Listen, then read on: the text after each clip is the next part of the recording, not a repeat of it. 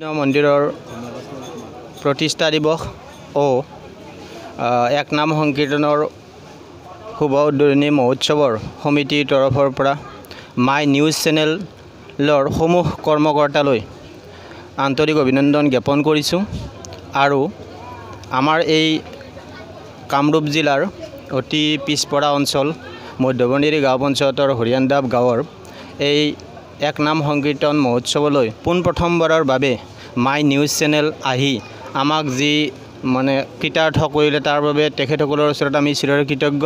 লগতে অনাগত দিনতো যাতে আমাৰ এই অনুষ্ঠানটোলৈ আমাৰ গোটেই অসমবাসীলৈ এটা নিউজ কঢ়িয়াই লৈ যায় এই চেনেলটোৰ জৰিয়তে, তাৰ বাবে মই চেনেলৰ কৰ্মকৰ্তাসকলক বিশেষভাৱে অনুৰোধ জনাইছোঁ আৰু আগন্তুক দিনতো সহায় সহযোগিতা কামনা কৰি এই চেনেলটোৰ উত্তৰোত্তৰ কামনা কৰিছোঁ আৰু আন্তৰিক অভিনন্দন জ্ঞাপন কৰিছোঁ। চলি আছে আমাৰ আজি দ্বিতীয় দিনীয়া কাৰ্যসূচী। এই দ্বিতীয় দিনীয়া কাৰ্যসূচী আজি আমাৰ তপোধনী বন্তি প্ৰজ্বলন কাৰ্যসূচী চলি আছে। তপোধনী কাৰ্যসূচী আমাৰ যিটো শৰ্মা কৰিলে আৰু বন্তি প্ৰজ্বলন কম 12 বছৰ কম নহয়, তাৰ ওপৰত হ'ব। ইয়াত আছোঁ মই নলবাৰীৰ পৰা আহোঁ। মই আপোনালোকৰ এই চেনেলক মই শুভেচ্ছা জনাইছোঁ, ভালে লাগিল। এইবাৰে পালোঁ মই। আৰু নলবাৰী মোৰ জিলা পৰে আৰু মোৰ নাম হ'ল আচাৰ্য প্ৰফুল্ল হৰিদাস বৰফানী বাবা। এইটো মই অমৰান্থৰ পৰা ঘূৰি আহিছোঁ। আমাৰ সাধুবিলাকে কেনেদৰে থাকে, আমাৰ ইয়াতকৈ সেইফালে তাৰমানে উত্তৰ প্ৰদেশ অমৰনাথ এইবিলাকত বহুত উন্নত খোৱা লোৱাৰ হয়তো থকাৰ কাৰণেও, কিন্তু আমাৰ ইয়াত আমাৰ এই সাধু থকাৰ কাৰণে কোনো এটা ঘৰ নাই। আমি এনেকৈ আছোঁ। গতিকে আমি চেনেলৰ দ্বাৰাই আমি জনাইছোঁ যাতে আমি চৰকাৰৰ পৰা আমাৰ এই ৰাধা কৃষ্ণ মন্দিৰৰ ফেল্লাবাৰ আশ্ৰমত এটা যাতে আমাৰ সাধুবিলাক থাকিব পৰা হয়। মোক ধৰি আছে এটা থকাৰ কাৰণে। গতিকে সাধু থাকিলে এনেদৰে মই থাকিলে বহুত সাধু আহিব। গতিকে তেনেকৈ এটা আমাৰ যদি ঘৰ হয়, লগতে আমাক লাগিব পানী লাগিব, লেট্ৰিনটো লাগিব আমাৰ। গতিকে আমাৰ এইখিনি যেতিয়া সুবিধা হ'ব তেতিয়া এইখন আকৌ জাকত জিলিকা হৈ পৰিব। আমি যেতিয়া ইয়াত আহিছোঁ তেতিয়াতো বহুত এটা মাত্ৰ সাধাৰণ ঘৰ আছিল আৰু মন্দিৰ, সেইটোতে আমাৰ এক নাম কৰিছিল সেই নামনিয়াত। গতিকে এতিয়া আৰু বহুত ওপৰত এই মন্দিৰ গাঁৱে হৰিয়ানদাব গাঁৱে নিজে তাৰমানে গাঁওখনে এই মন্দিৰ তৈয়াৰ কৰিছে। গতিকে তেওঁলোকক মই ধন্যবাদ জনাইছোঁ, কৃতজ্ঞতাও জ্ঞাপন কৰিছোঁ। এই নামত মই আচাৰ্য হিচাপে প্ৰত্যেকবাৰে মোক নিমন্ত্ৰণ কৰে। মই এই মন্দিৰটো লোৱাৰ সময়ত যোৱা বছৰো এইটো আচাৰ্য হিচাপে মাতিছিল, তেতিয়াও মই এইটো মন্দিৰটো আমি প্ৰতিষ্ঠা কৰা গৈছিল। গতিকে একেলগে এতিয়া মন্দিৰ প্ৰতিষ্ঠা যোৱাকালি গ'ল, আজি আমাৰ অধিবাস আছে আৰু অহাকালি আমাৰ এক নাম আছে আৰু গধূলি সামৰণি পৰিব 8টাত। এইখিনিয়ে আমাৰ হ'ল আমাৰ আশ্ৰমৰ এই নাম সংকীৰ্তনৰ বিষয়ে। গতিকে আমাৰ অভাৱৰ কথাটো মই ক'লোঁ। গতিকে হৰে কৃষ্ণ হৰে ৰাম, এই 16 নাম 32 অক্ষৰ এইটো তাৰমানে আমাৰ ইয়াত প্ৰচাৰ হয়। কিয় প্ৰচাৰ হয়? আমাৰ হৰিয়ানদাব গাঁৱৰ লগতে ৰঙিয়া, কামৰূপ আদি কৰি গোটেই অসম, ভাৰত, গোটেই পৃথিৱী শান্তিৰ কাৰণে এই ঈশ্বৰৰ নাম 16 নাম 32 অক্ষৰ ইয়াত পালন কৰা হয়। প্ৰত্যেক বছৰে 4 প্ৰহাৰ কৰা হয় আৰু এই 4 প্ৰহাৰ পিছত সামৰণি কৰা হয়। আৰু মই বিশেষ নকওঁ, এইখিনি কৈ আমাৰ এই হৰিয়ানদাব ফেল্লাবাৰ আশ্ৰমৰ এক নামৰ যি মহিমা বহুত আগবাঢ়ি গৈছে। ইয়াৰ মহিমা আছে নামৰ, আমি বহুত নামৰ অভিজ্ঞতা পাইছোঁ। গতিকে বিশেষ নকওঁ, নামত থাকিলে, নামত এই ব্ৰতী হৈ থাকিলে আমি আৰু বহুত কিবা কাৰণে আমি জানিব পাৰোঁ। আমি নামৰ পৰা আমি পাইছোঁ, এইটো আমাৰ শক্তি এটা ঈশ্বৰে আমাক দিছে।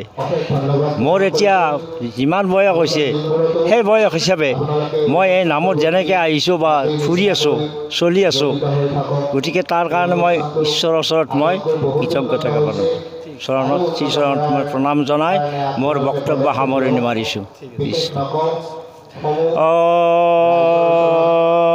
মণ্ডমণ্ডলং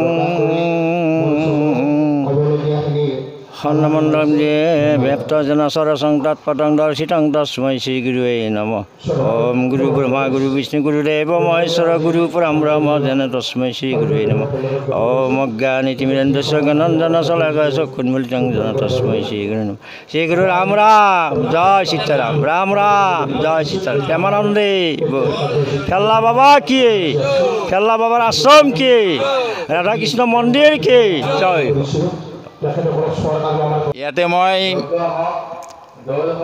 কমেও মোৰ 25 বছৰমান হ'ল এই অনুষ্ঠানটোৰ লগত মই জড়িত, আৰু একাধিক্ৰমে গোটেই বছৰবিলাকতে আমি আগধৰি আহোঁ।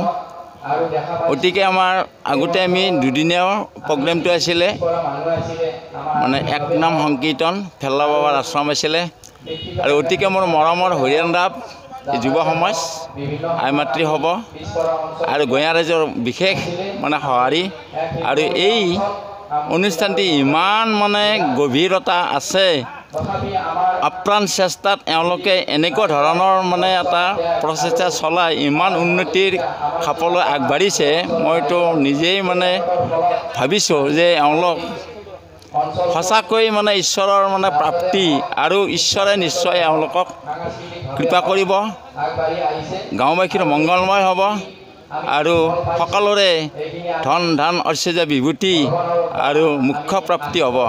কাৰণ এওঁলোকে প্ৰথম এই মণিকূটটো মাথো 50,000 টকাৰে হাতত লৈ গাঁওবাসীৰ লগত লগ হৈ অন্যান্য আমাৰ এই অঞ্চলৰ ওচৰ চুবুৰীয়াবিলাকৰ লগত লগ লাগি মানে ৰাজি কাৰ্য পাইছেনে আপোনালোকে? অলপ এটকাও পোৱা নাই, কিন্তু তৎসত্ত্বেও ইমান পৰিপূৰ্ণভাৱে যোৱা বছৰ এই তাৰিখটোতে 18, 19, 20 মানে ফাগুন মাহৰ 18, 19, 20 তাৰিখে প্ৰতিষ্ঠা হৈছিলে, আৰু এই 18 তাৰিখটো যোৱাকালি গ'ল, আৰু আজি এই এক নাম সংকীৰ্তন দুদিনীয়া পৰিস্থিতি যিটো আজি অধিবাস, প্ৰভুৰ গুণানুকীৰ্তনৰ কাৰণে অধিবাস, আৰু কালি চতুৰ্থ প্ৰহৰ ৰাতিপুৱা 8 বজাৰ পৰা ৰাতি 8টালৈকে চলিব। মোৰ গুৰুজন ইউটিউবৰ সাক্ষাৎ আছে, গুৰুজনৰ অশেষ চেষ্টাত, গুৰুজনৰ অতি মোৰ মানে মোৰ গুৰু বুলি ক'লে মোৰ পিতা পিতৃ মাতৃ আৰু শিক্ষাগুৰু আৰু মোৰ দীক্ষাগুৰু মোৰ এই ভৱসংসাৰৰ চলাই নওঁতা, আৰু এই পৰিয়াল যাতে মই এনেদৰে আপোনালোকৰ হৰিৰ গুণানুকীৰ্তন কৰি মানে যাতে আমি আগবাঢ়ি যাব পাৰোঁ, আৰু এনেকুৱা সুনাম ধন্য কিছুমান সমাজ ব্যৱস্থাক লৈ আমি যাতে সকলোবিলাক সাধু সন্তৰ মানে আপ্ৰাণ চেষ্টাত এওঁলোকৰ আশীষ দিয়া পৰামৰ্শ লৈ আমিও কিছু উপদেশ দিয়া হৈছে। এই উপদেশ মতে এওঁলোকে কামবিলাক কৰি আছে, এই কামৰ মাধ্যমেদি এওঁলোকে আৰু যথেষ্ট উন্নতি লাভ কৰিব, আৰু এইখিনি কৈ মই মোৰ বক্তব্য সামৰণি কৰিছোঁ। কাৰণ অতিথি গৃহটো আমি আৰু মানে আমাক আৰু লাগেই, মানে কিয় অতিথিবিলাকৰ কাৰণে এটাই কথা, মানে ঋষিমুনিবিলাকে গছৰ তলত থকা বুলি কৈছিলে, কিন্তু এতিয়া ঋষিমুনি গছৰ তলত নাথাকে, কাৰণ এতিয়া অত্যাধুনিক আৰু এতিয়া যিটো প্ৰজন্মৰ যিটো আপ্ৰাণ চেষ্টা, এতিয়া সেই আপ্ৰাণ চেষ্টাৰ মানে ক্ষেত্ৰত ক'বলগীয়া হ'লে অতিকৈ আমি দুখিত। মানে আমাৰ অতিথি গৃহ এটা শৌচালয় নাই, আৰু এখেতসকলে কৈছে নিজৰ পকেটৰ ধনেৰে যিখিনি মানে খৰচ কৰি এই দেৱগৃহটো নিৰ্মাণ কৰি উলিয়াইছে, আমি সেইখিনি কৰাৰ কাৰণে অতিকৈ আমি তেওঁলোকক মানে দিছোঁ, ধন্যবাদ দিছোঁ। আৰু আমাৰ অতিথি গৃহৰ কথা ক'বলৈ কাৰণে আমি দুখ পাইছোঁ, কাৰণ কিয় তেওঁলোকক ইমান আমি আৰু জ্বালা যন্ত্ৰ দিয়াৰ কাৰণে আমি চেষ্টা কৰা নাই। আৰু যদি আপোনালোকৰ মাধ্যমেৰেদি যদি কিবা চৰকাৰীভাৱে কিবা অনুদান আৰু কিবা যদি সহায় সাহায্য পোৱা যায় তেতিয়াহ'লে এই অঞ্চলৰ এটা বিশেষ ঋষিমুনিবিলাক থকাৰ কাৰণে সাধু সন্ন্যাসীৰ এটা ভাল এটা মানে সুব্যৱস্থা থাকিলে নিশ্চয় আপোনালোকৰ কল্যাণময় হ'ব আৰু আপোনালোকৰ এই নিউজ চেনেলৰ যিটো আপোনালোকৰ মানে আজি এই অনুষ্ঠানত আহি আপোনালোকে অপেক্ষিত হৈ যিটো আমাৰ অৱস্থা দেখিলে এইখিনি যাতে অতিকৈ উন্নত ধৰণৰ হয় আৰু এতিয়া এই বৰ্তমান যুগৰ লগত যাতে মিলাকৈ আপোনালোকৰ এই সুব্যৱস্থাখিনি কৰি দিয়ে এইখিনি মই ক'ব লগা ধন্যবাদ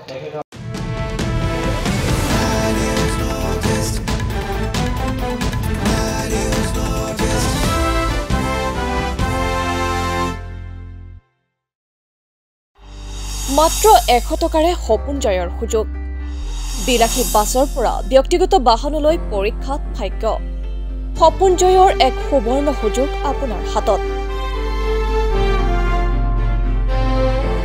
মাত্ৰ 100 টকা খৰচ কৰিয়েই আপুনি হ'ব পাৰে কোটিটকীয়া সম্পত্তিৰ গৰাকী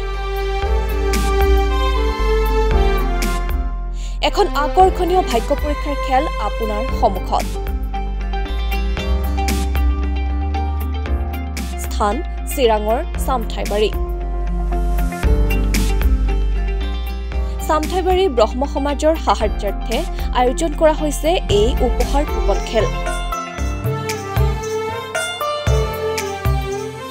খেল অনুষ্ঠিত হ'ব অহা 22 মাৰ্চত ভাগ্যৱানৰ তালিকাত আছে বাছৰ পৰা ব্যক্তিগত বিলাসী বাহনলৈ 11টাকৈ লোভনীয় পুৰস্কাৰ তদুপৰি আছে বুক প্ৰাইজ আৰু ডিলাৰ ড্ৰ বাই কুপন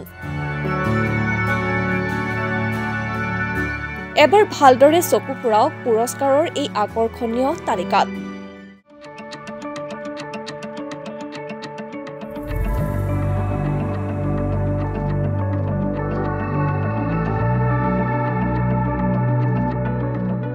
ভাগ্য পৰীক্ষাৰ বাবে ইচ্ছুক তথা দূৰণিবতীয়া লোকৰ বাবে আয়োজকে দিছে যোগাযোগৰ 4টাকৈ নম্বৰ